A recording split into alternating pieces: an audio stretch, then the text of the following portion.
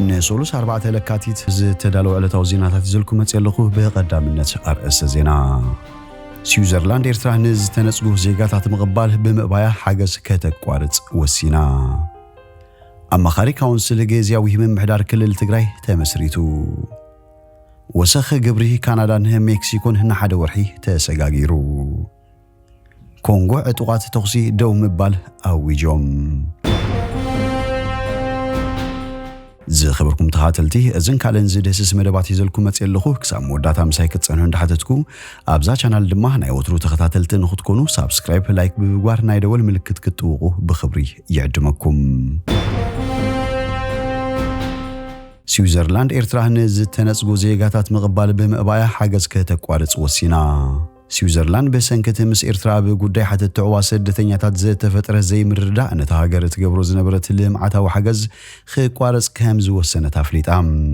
سويسرلاند توم بزتفلالي منقد نابت هاجر بمئتاو حتى عوا اغربهم زي تنسقو إرتراويان هنا بهاجروم كملسون إرترا تقبلون فقادنيا بزي مخانانيا هنا بزوسانه كم زبصحت غليص زلام ابز حلفه سنه 2024 سويسرلاند مس إرترا بز غداي نمزرا بعد سلطان ركبات نامبرا افريكا ختلخ مخانه افليطا منباري ذكر اتاب مبرا افريكا ز تلاخ بعد سلطان بزعبا غداي حتى عقوم زي تنسقو إرتراويان سدتنياتات كزرار مخانو صحافيت غدايات وصاي سدتنياتات كريستين شرانر برجر سويسرلاند مس إرتران مزراب العلوي بعد سلطان كتلخ مخانه نمعكنا زينات هاجر حبيره منباري رسعن اتا صحافيت إرتران زيغاتات نمقبال دلونت انتريا طرايو تزرب كجمر زخيل الون نيرايام إرترا حتى عقوم زي تنسقه زيغاتات كاب زخونت هاجر اي تقبلنيا يخون بركاب استفلاليو هاجرات بغديتا استطرزو سدتنياتات كتقبل صنيحيام ابز حلف عامتات إرتراوين سدتنياتات كاب مالتا ግብጽ ሊቢያን ኢትዮጵያን በግዴታ خملسو ከም ዝተገበረ ተሰኒዱ ይርከብ ابزوان اب سويسرلاند لعل 260 إرتراوያን حتى عقوم ተነጽይጎሎም بمسرت حق سويسرلاند ما هنا بهاجروم كملسو አለዎም ኮሚቴ ባይቶ ወከልቲ ህዝቢ سويسرلاند اب تحساس زحلف عامت حتىኦም ዝተነጽጉ إرتراوያን حتى تعوا بسالسيت هاجر ابيلكان اب افريكان ملاس زعلمو ጥን ከም ዘጽድቕ ይፍለጥ እዚ ይኹን እምበር حتىኦም ዝተነጽጉ إرتراوያን ስደተኛታት ናብ ካለ ሃገራት በምስጋር ካለ حتى ከቅርቡ እምበር ክሳብ ዝስጎጉ اب معسكر ስደተኛታት سئلهم كم زي قمتو يزفلت نزانا حجي وسانا ملكيتو هابقال منستر غدايات وصاي سويسرلاند مايكل ستاينر نفنو راديو تهاجر ابزهاو مغلصي اب غداي سدتنياتات ازيو نشتو معباله كم زتراي بمغلاص انت هونه بحافشا زمدنا سويسرلاندن إرتران تمحايشو يغنيلوم موياو سلطنا محيال تخايلو يخون امبر املاي سدت زتقس عبي معباله ايتراين كبلاس ميرلوم بمسرت استحبريتا سويسرلاند نتم حتى عبوم زتنزغو إرتراوያን سدتنياتات ناب عدوم نملاسمنت ككال تسرح يازله انت هونه إرترا نختقبلهم دلوتي ايكونتن بزي زي عاقبت سويسرلاند ما اتن إرترا تقبرو زنبرت حاجز كاب مودات ازمت سغنبوت دو كتبليام ازي دما بين وسانه منግስት ፌደራል سويسرلاند مخانو اتاريدو وسيخا غليصام نزملكت بوغن إرترا زتسمعه ملاش زاغيت يلن أما خاري كونسل جيزياوي من محدار كلل تግራይ تمسريتو نجيزياوي من محدار زي كتاتلن مخرز لقسن كبل ببريزيدنت تم محدار آتو جيتاتشو ردا زي جلسو أما خاري كونسل جيزياوي من محدار كلل تግራይ تمال سنبت تمسريتوم سالساي ويان تግራይ አባላት ዲያስፖራን አካላት ጸጥታን አይተሳተፉን በዶክተር ደብረጽዮን ገብረ ሚካኤል ዝምራሕ ወገን ህወሓት ቅድም ሕጂ እቲ አማኻሪ ካውንስል አብልዕሊ ህወሓት ፖለቲካዊ ሕጽቡን ምክያድ ዝተለሙ ይብንባሉ ተቃይሙ ነይሩም وسخ جبر كندا مكسيكون هنا حدا ورحي تسغاغيرو بريزيدنت أمريكا دونالد ترامب سوني مسمر حاج كندا مكسيكون اب غداي وسخن جبرن كاله ጸጥታው ጉዳያት እንደህር ምዝራቡም እትሶሉስ ተግባራው ከሆን ተመድቡ ዝነበረ ናይ 15 ሚታዊት ወሰኽን ሓደ ወርሒ ተናውሑ አሎ ኽብል ገሊጹም ቀዳማይ ሚኒስትር ካናዳ ድህር ትርክብ ሃገሩ በፍሉይ ንዋሕዚ ፈንተኒንታል ዝቋጸራ ሀዱ አውማ ንዶባት ክልተ ሃገራት ውሑስን ምግባር ከተሰርሕ ምዃና ኣብ ማሕበራዊ ገጻት ኤክስ አስፊሩም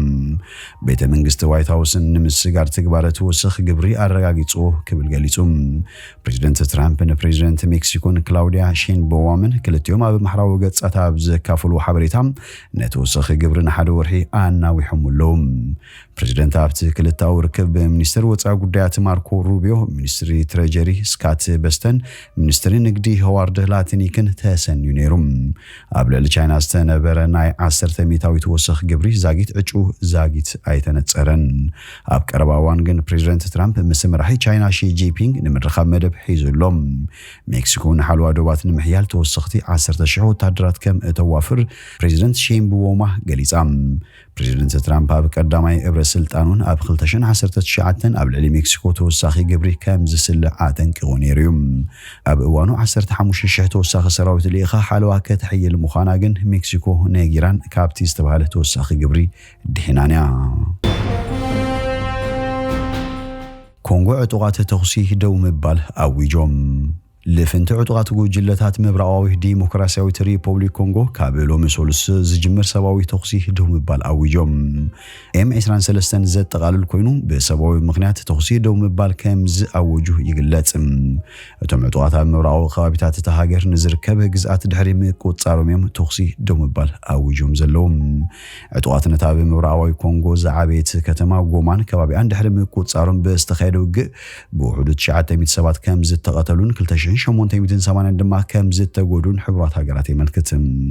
ሃገራት ጉጅለ ሸውዓተን ሕብራት ኤውሮፓን ተመትካዕቲ ንሉላውነትን ዲሞክራሲያዊት ሪፐብሊክ ኮንጎ ብቁሉዕ ዝተሓሰዩ ብምባል ኮኒኖም እዚ ድፍንቲ ሩባ ኮንጎ በዝብል ዝፍለጥ ኪዳን ዕጡቓት ጉጅለታት ንሰራዊት ኮንጎ በደብዳብ ነፈርቲ ሰባት ብምቕታል ከሲስዩ ተወሳኺ ግዛት ናይ ምቁጽጻር መደብ ከም ዘይብሉ ድማ ሓቢሩም እንተኾነ እቲ ኪዳን ኣብ ዝሓለፈ ሰሙን ተወሰኽቲ ቦታታት ከም ዝሕዝ ገሊጹ ነይሩ ለፍንቲ ሩባ ኮንጎ ነሲቪል ህዝብን ኣብ ቁጽጽርና ዝርከቡ ከባቢታት ንምሕያል ንምክልኻልን ዘለና ቆራጽነት ደጊምና ነረጋግጽ ኢሎም ኣብቲ ዞባ ዝካየድ ውግእ ኣብ ዝሓለፈ 3 ዓመታት ብኣማይት ኣሽሓት ዝቑጽሩ ሰባት ካብ መረበቶም ከመዛብሉ ኣገዲዱ እዩ ኤጀንሲ ስደተኛታት ሕብራት ሃገራት ካብ መፈለምታ 2025 ልዕሊ 400,000 ሰባት ካብ መረበቶም ከም ዝተመዛብሉ ኣፍሊጦም ፕሬዚደንት ሩዋንዳ ፖል ካጋሜ ሰራዊት ሃገሩ ኣብ ዲሞክራሲያዊት ሪፐብሊክ ኮንጎ ምህላዎም ከም ዘይፈልጥ ገሊጹም ዋና አዛዝ ሰራዊት ምክልኻለት ሃገር ፖል ካጋሜ በሶኒ ምስ CNN ኣብ ዘካየዱ ቃል ምሕትት ብዙሓት ዘይፈልጦም ጉዳያት ኣለው ግን ሩዋንዳ ዘሻغل ጸገም ኣብ ኮንጎ ኣሎዶ